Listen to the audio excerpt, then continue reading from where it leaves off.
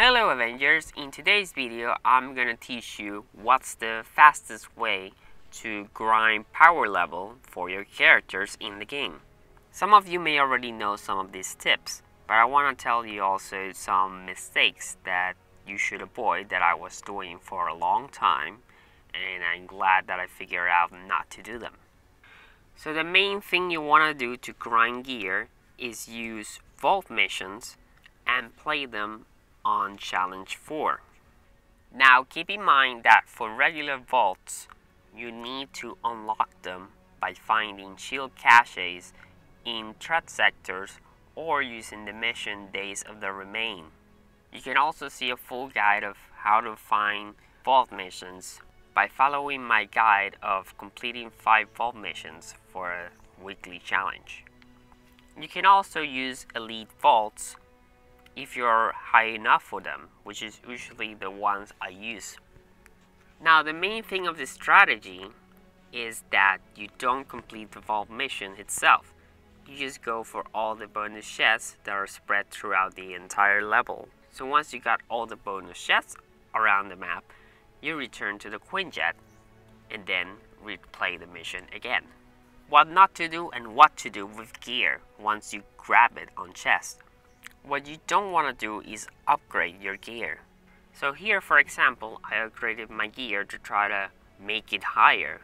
But in reality, it doesn't matter. When you're grinding a vault, it's not going to make it any faster for higher gear to drop. That's because the gear drop that you're gonna get is based on the initial number of that gear. So for example, I upgrade this gear 10 times higher now, but it doesn't matter because my gear drops from the chest is going to be based on the original number of the gear piece, which is 10 numbers lower.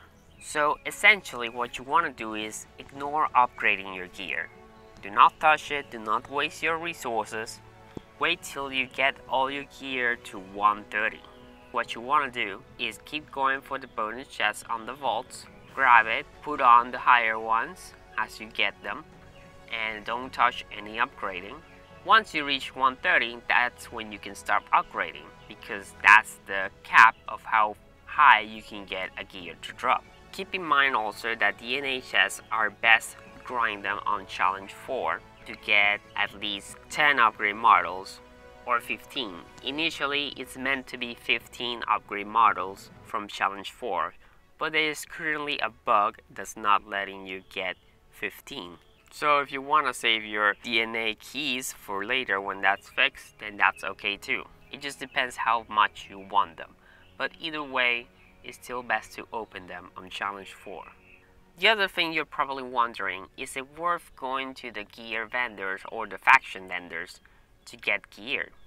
Technically yes, if you're having trouble one particular slot to drop, like say minor artifacts, because I feel like those are the more rare ones, and you see that the gear vendor or the faction vendor has a higher one, then yes, you can go buy them and use that to boost up your gear level as well.